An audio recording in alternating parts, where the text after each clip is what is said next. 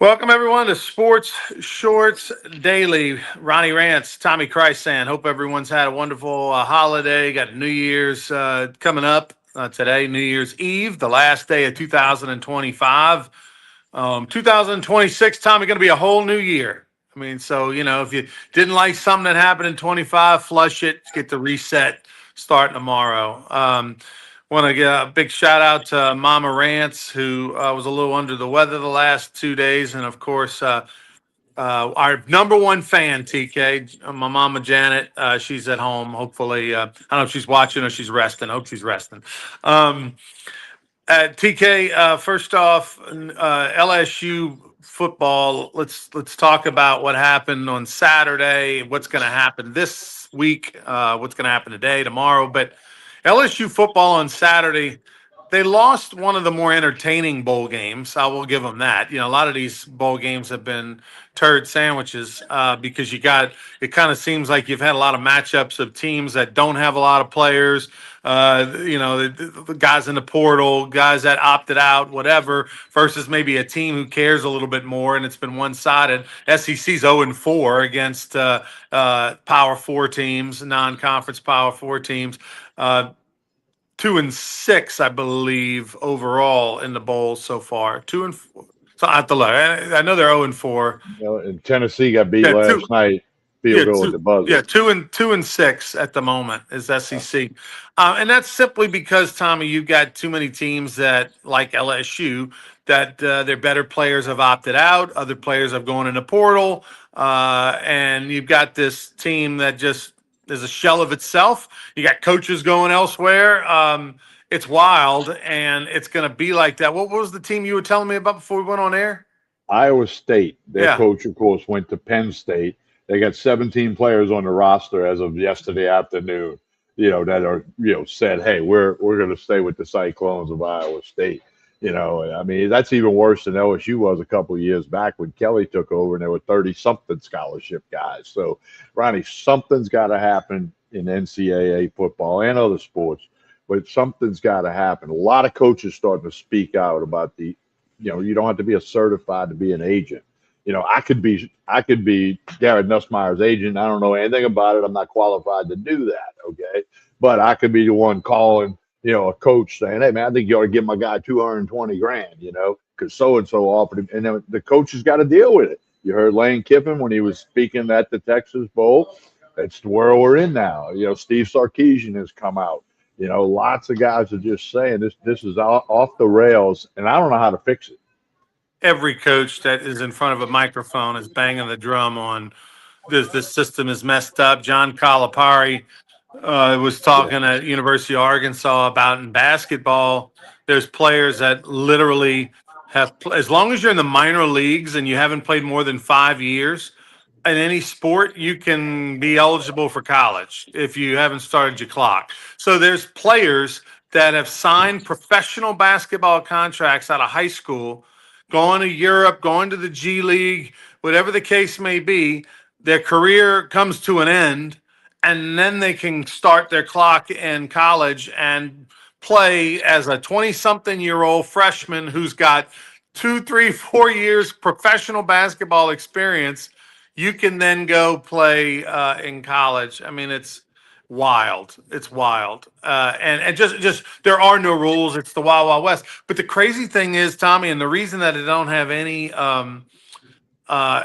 any hope for the future, that we've been saying this, they've been saying this, everybody's been saying this for years now, and nobody's doing anything. I mean, I'm going to bring up the topic of the day, right? The daycare centers up in Minneapolis, that don't have kids in it. And, people are beating the system, fraud in the system from, millions of dollars. They did reports and stories and knew about this stuff 10 plus years ago and have done nothing.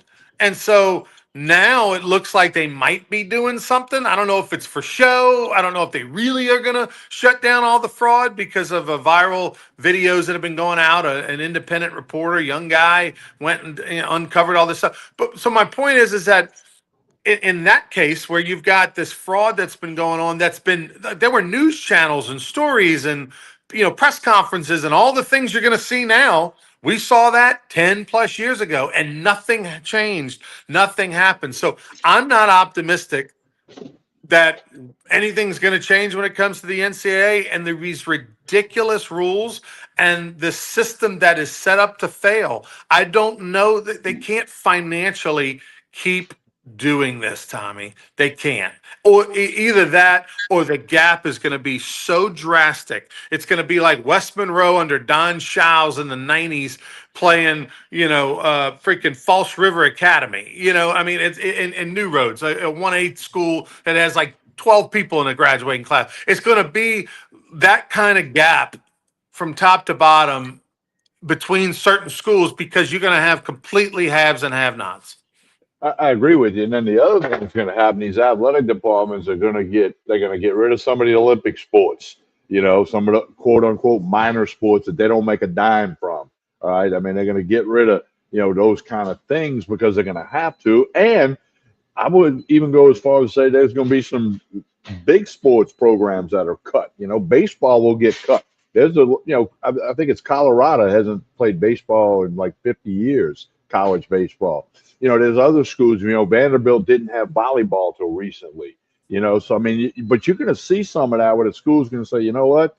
But then so that means you got to split the Power Four and the Group of Five and let them both have their championship and let the Raging Cajuns and let Louisiana Tech and these teams, vie for a championship in the Group of Five. We can go down the list and then have the powers, whether that's 32 teams or 60-48 or 64 teams, and have their own thing. Just like you got 5A, you got 4A, you got 3A in Louisiana, and most states have all that. So something's got to happen. But who is going to take charge? Who's going to grab the bull by the horns and say, okay, this is what we're going to do? They need a commissioner for college basketball. They need I said 20 years ago the NCAA needs to departmentalize, have a football, men's basketball, women's basketball, group together golf and tennis and swimming and diving or whatever, and have somebody in charge of that with a board that makes decisions. You got to get to that. I don't know if they can or will, but other than that, there's going to be some ugly stories in the world of college sports, and the people that are going to suffer are going to be the fans. Well, there are two programs in the Big 12 that elected to pay $500,000 and not play in a bowl game. There were two schools that were 5 and 7 from the Big 12 that were like, hey, they're not going to play. Y'all want it? No, we don't want it. The bowl games have got to go. We know there's been too many of them, but now you literally can't field a roster. It's the same reason that the Texas Collegiate, you see me rocking my last year's Gumbo Gators, Lake Charles Gumbo Gators hat. I got this new shirt. Thanks, Jessica, for my shirt. This custom made, polo. It's got the Gators and the Rougarou mascots on it, looking at each other. The same reason that our league that we play in, the Texas Collegiate League, last year, Tommy, decided not to do an all-star game moving forward. And the reason that we didn't do an all-star game moving forward, not an all-star team, we announced players of the year and, first half MVPs and all that kind of stuff, gave out awards. But the reason we didn't have an all-star game is because it got so difficult for summer league baseball players. If I've got a player in Baton Rouge and the all-star game is in San Antonio, let's say, that and everybody else in the league's getting 4 days off or 5 days off while the all-star break's happening.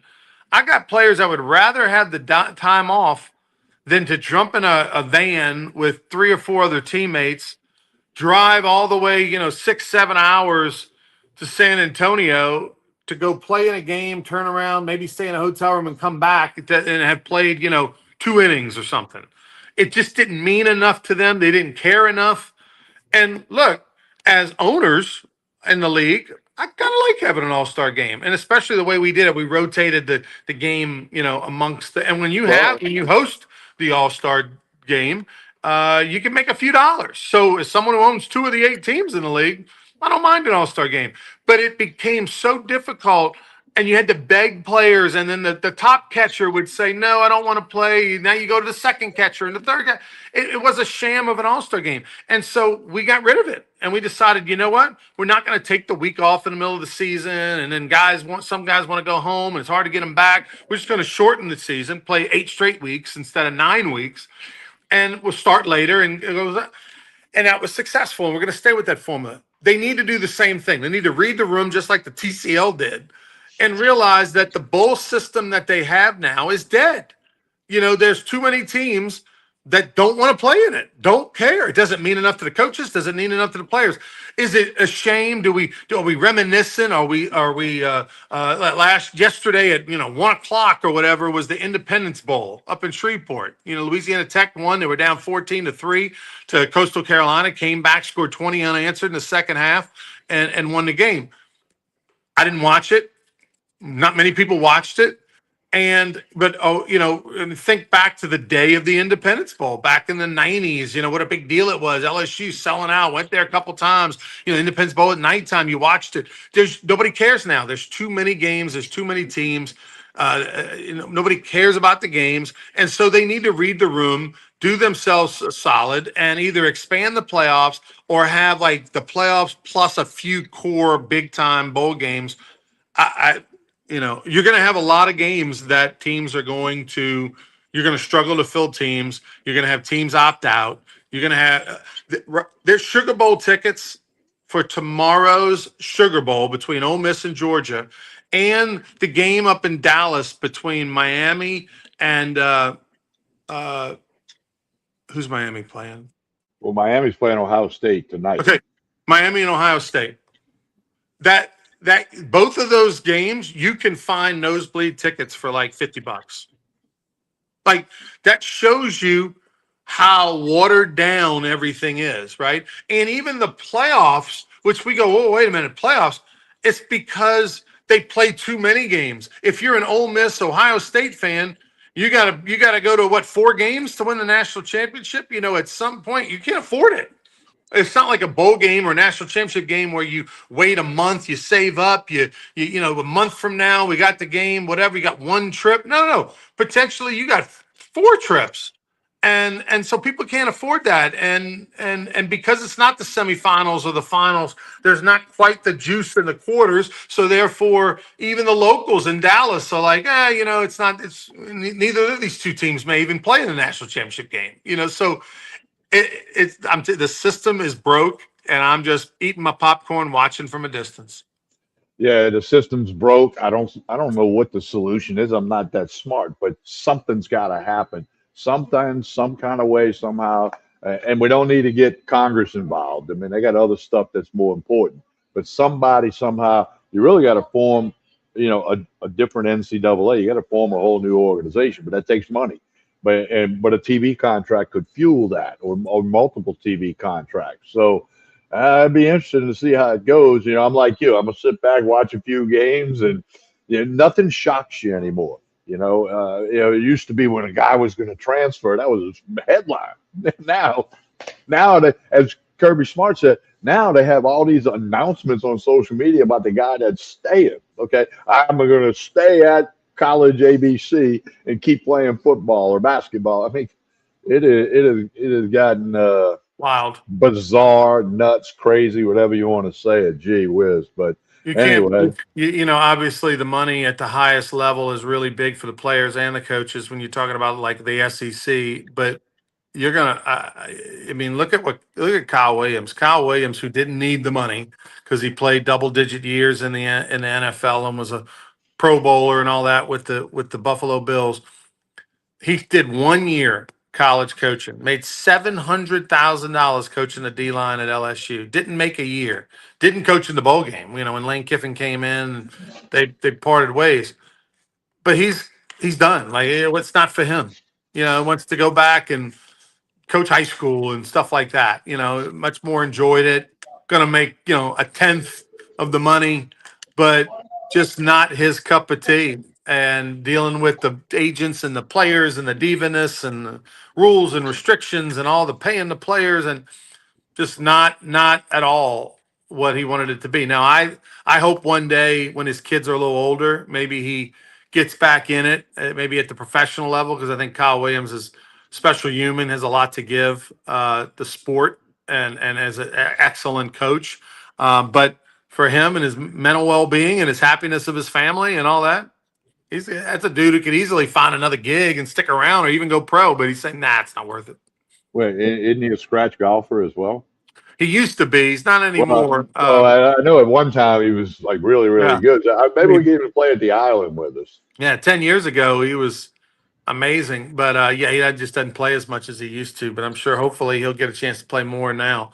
By the way, I'm playing Friday, Ron. I hadn't played in a while. It's supposed to warm up Friday, and we got a group of us going over to the Bridges in Bay St. Louis. And Okay. so I'm going to be hacking the golf. We'll do the show Friday morning, but then I'll be at somebody's house in Slidell, and then we'll jump over to the Bridges after we get done Friday. But so I'm ready to get into the golf with warmer weather, obviously. Yeah, happy New Year to you, Carl, and happy New Year to everybody out there. New Year's Eve edition. We'll see you on the other side, the flip side, 2026, when we do our show on Friday morning. The Saints are taking on the Atlanta Falcons this weekend. Final regular season game of the year. They've won 4 in a row. Tyler Shuck, of course, his story. But this is actually going to be a better game than the Panthers versus the Bucks, because both the Saints and the Falcons are playing their best football of the season here at the end of the season. Neither team have any chance of making the playoffs, but both teams are, I think what the Falcons have 7 wins, Tommy, the Saints have 6. And you've got Shuck, who's arguably the best drafted, the best quarterback of the 2026 draft, at least this year, has had the best rookie season. And then you got Robinson, the running back for Atlanta, who's arguably the best player in the NFL. So this is actually going to have a fun game. The Saints find themselves how much of a dog, TK? They're now getting 3.5. It was 2.5 when we were on there Monday. It bumped up a notch. But, I watched the Falcons-Rams on Monday night. And as you and I were talking earlier, Bijan Robinson, that's the real deal. I mean, if that guy stays away from the injury bug, he's a difference maker in the NFL. No question about that. But, the Saints have won 4 in a row, went undefeated in the month of December. Obviously, this will be a January game. And Tyler Shuck, they're talking he might win Rookie of the Year. How's that for being the guy on the bench behind Rattler, 9 weeks ago? That speaks to, the class, and maybe no one's popped. And then the other is to speak to how good he's been. And for him, he literally has turned the franchise around to where there's actual hope and got to have faith and all the things when you talk about the Saints, and there's excitement for the future of that position, at least in New Orleans. And so I'm excited about it, but I'm looking forward to this game, man. Robinson was so good. Was so good on Monday Night Football, and so I mean, just what a great teammate. You can tell his teammates love him, and he is a special player. When you're in the same conversation as Jim Taylor and Walter Payton, when they start putting those graphics up, and that's when whoa, this guy's pretty good. So I'm looking forward to that game. Panthers and Tampa. I would like to see Carolina win. I'm kind of pulling for Carolina, just some new blood. I respect the hell out of Carolina sticking with Bryce Young, and finally it's paying off. They've got a chance to be a playoff team with his leadership. It could have been in this day and age where, you give a quarterback maybe 2 years if you draft him in, top 10 or something like that. They gave him 3 and he paid off in the 4th year, and so I'm excited for him, and he's a good guy and a hard worker, and has been through a lot. It hasn't been pretty, and yet he's just much like Baker Mayfield. I think Bryce Young's probably headed to comeback player of the year if he leads his team to the playoffs. Yeah, I would have to agree with that. I mean, the NFC South, as Carl pointed out, the Saints win Sunday, there's a scenario where they could end up second in the division. Okay, they're not in the playoffs. Okay, but here's a team we didn't think could win 4 football games. They've won 4 in a row, might finish second. which will give you a little bit of optimism for next year. I mean, if they can put some pieces around Shuck and shore up a few other spots on the roster and all that stuff, I mean, it's bizarre, but that's the NFL. That's college football. I mean, we got Indiana playing, is in the final eight. Texas Tech is in the final eight. Texas Tech is there because of money. They got a billionaire oil guy that's paying for everything. But Saints, do the right thing. Go over to Atlanta, play well, lose on a last second field goal, finish last in the division, so you get an easier schedule next year, Tommy. Don't finish second and get a harder schedule when it's fool's gold. But they're not a second best team in the division. They're playing a horrible schedule. They're playing teams that don't care. They won a couple games they shouldn't have. Nice story. This Saints roster is so far from being a playoff team. They've got so much. They're in cap hell still. They're gotten old at a lot of positions. They've got a lot of work to do. So don't give yourself a chance. Have Shuck throw for 300 yards and lose. And then therefore you can get a fourth, schedule in your division, and you will play a lot of fourth place teams next year and give yourself a chance to have maybe a 500 record or make the playoffs or something. This will be, hey, Saints finished second. Great. Now they got to play, Patrick Mahomes coming back with a vengeance or something next year, right? Or they got to play San Francisco, or like, oh my gosh.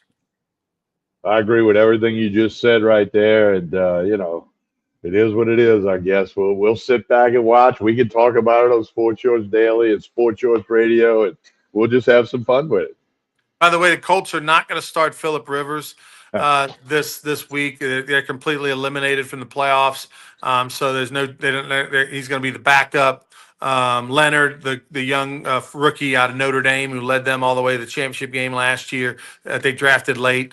He's going to get his first start. So we'll get a chance to see Leonard, and I think it's the right move by the Colts. There's no reason for Rivers to play. You want to see a little bit about what you got in Leonard moving forward. So that story has officially come to an end, but it was a good one for 3 weeks. But he did push the clock back 5 years for the Hall of Fame. So, was it worth it? I don't know. That's for him to decide or whatever. But, and then, Jari Evans is among the finalists, as is Reggie Wayne, Drew Brees, little Louisiana flavor there. Yeah, I mean, Jari Evans has been waiting a little bit. It would be fitting if we know Drew's going to go in. He'll be a first ballot Hall of Famer. Do you think Drew will show up in Canton? Think he will. Just asking. I'm just asking. Think he probably will. But I mean, it would be very fitting for Jari Evans to go in with him. So he's waited a while. He's a Hall of Famer. It'd be really neat. And I think a lot of times voters.